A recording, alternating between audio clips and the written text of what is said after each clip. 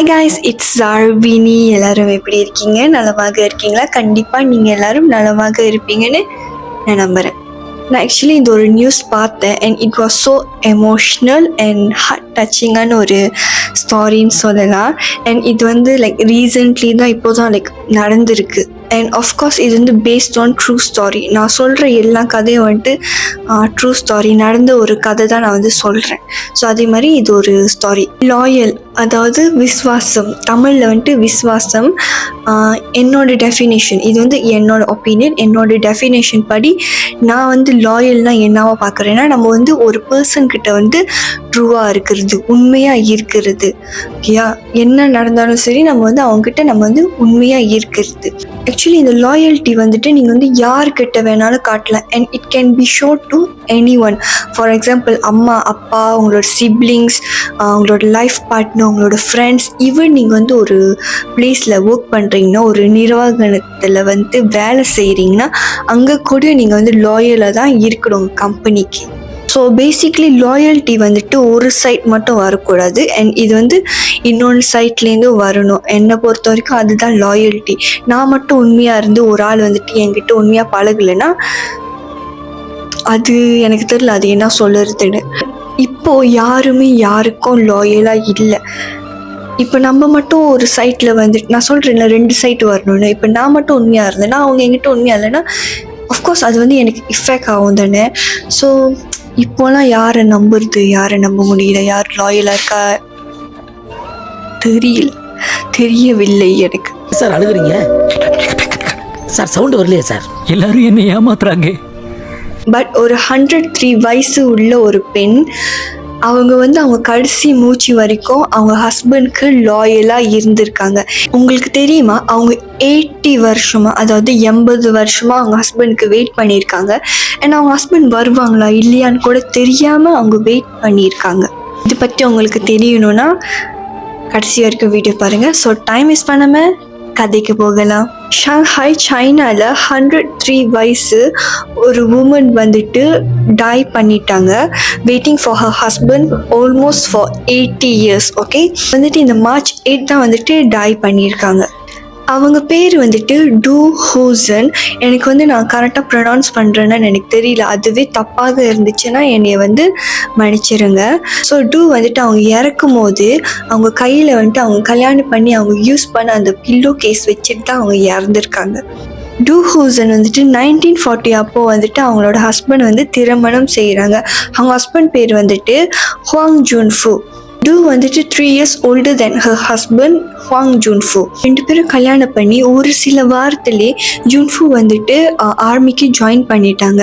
So அவர் ஆர்மிக்கு join பண்ணனால அவர் வந்து பல கண்ட்ரிஸ் கடந்து போக வேண்டியதாக ஆச்சு. கண்டிப்பாக அந்த வருஷத்தில் அவர் வந்து பல கண்ட்ரிஸ் கடந்து போயிருப்பாங்கன்னா to fight in the battles. 1943 அப்போது டூ வந்துட்டு அவங்களோட ஹஸ்பண்ட், அதாவது ஜூன்ஃபு வந்துட்டு கண்டுபிடிச்சிருக்காங்க.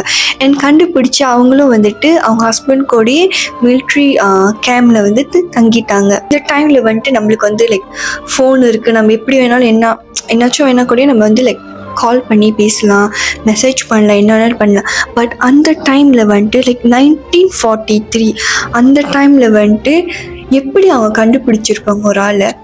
ஸோ பேசிக்லி அவங்க லெட்டர் எழுதி போட்டிருப்பாங்க. பட் அந்த லெட்டர் கூட அவங்களுக்கு போய் சேர்ந்து அவங்க ரிப்ளை பண்ணி, இதுதான் ட்ரூ லவ்னு சொல்லுவாங்க. அப்புறம் டூ வந்துட்டு ப்ரெக்னென்ட் ஆகிட்டோன்னே அவங்க வந்துட்டு அவங்களோட வீட்டுக்கு திரும்பி போயிருக்காங்க. டூ அண்ட் ஜூன்ஃபுக்கும் ஒரு அழகான பேபி பாய் பிறந்திருக்காங்க. அந்த பேபி பாய் பேர் வந்துட்டு ஹுவாங் ஃபா சாங். அப்புறம் திரும்பியும் ஜனவரி 1944 அப்போ வந்துட்டு ஜூன்ஃபு வந்து வீடு திரும்பியிருக்காங்க, ஜஸ்ட் டு டீல் வித் அவங்களோட மதரோட ஃபினரலுக்கு. ஸோ அதுக்கன்ட்டு அவரும் திரும்பி போயிட்டாரு. ஜனவரி 1944 அப்போது தான் டூ வந்து கடைசியாக அவங்க ஹஸ்பண்டை வந்து பார்த்துருக்காங்க. அவங்க 2 பேர் வந்து எப்போதும் லெட்டர் மூலியமாக தான் அவங்க வந்துட்டு பேசிக்குவாங்க, அதாவது நியூஸ் வந்து அவங்களுக்கு வரும்.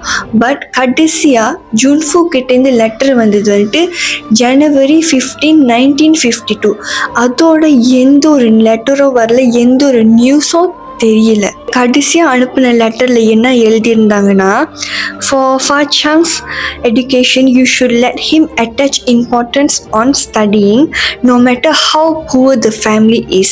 there will definitely be some time for our reunion. அதாவது அந்த லெட்டரில் என்ன சொல்லியிருக்காங்கன்னா, என்ன நடந்தாலும் சரி அவங்களோட சன்னை வந்துட்டு எஜுகேஷனில் வந்து இம்பார்ட்டன்ஸ் கொடுக்க சொல்கிறாங்க, நல்லா படிக்க சொல்கிறாங்க.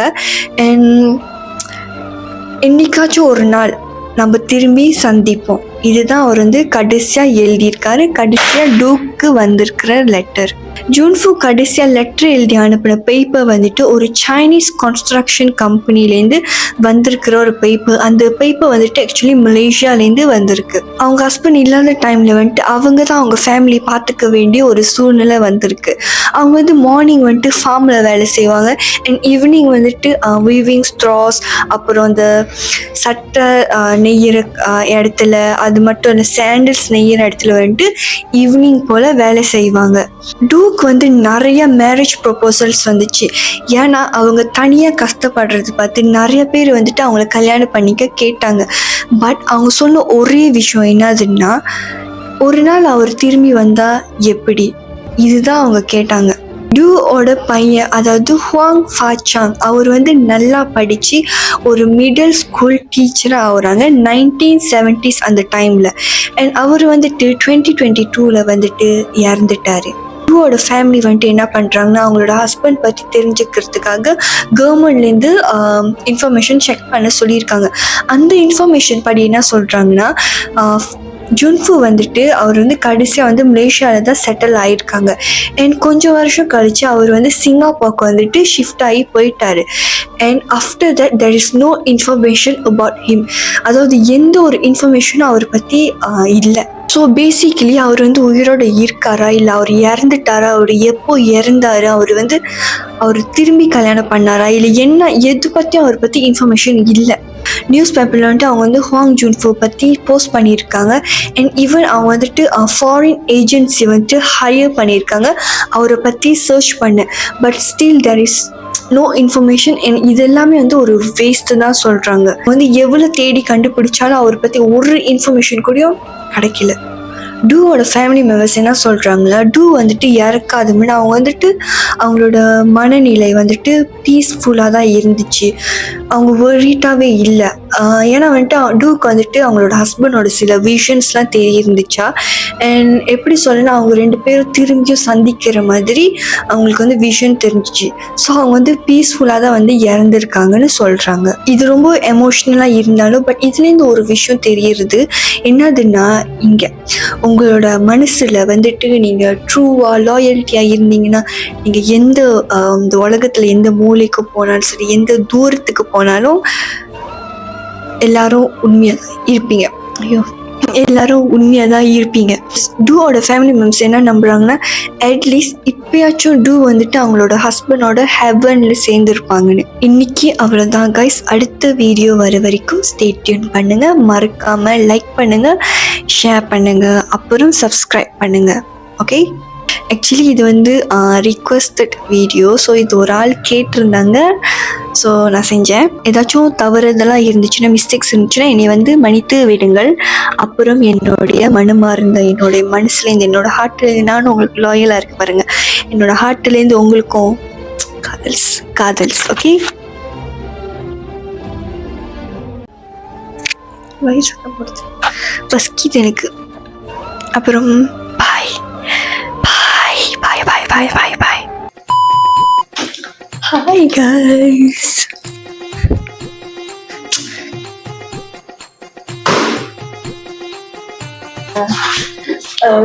கேமரா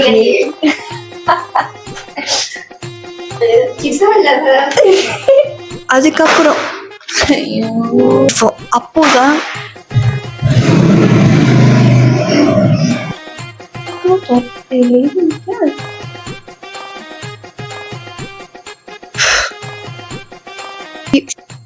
ஐயோ,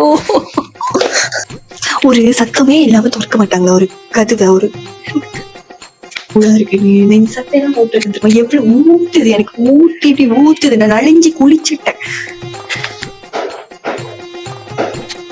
ஐயோ, எனக்கு ரொம்ப சந்தோஷமா இருக்கு, என்ன பண்றதுன்னு எனக்கு தெரியல. டூ வந்துட்டு வெயிட் பண்ணி அவன் கடிச்சு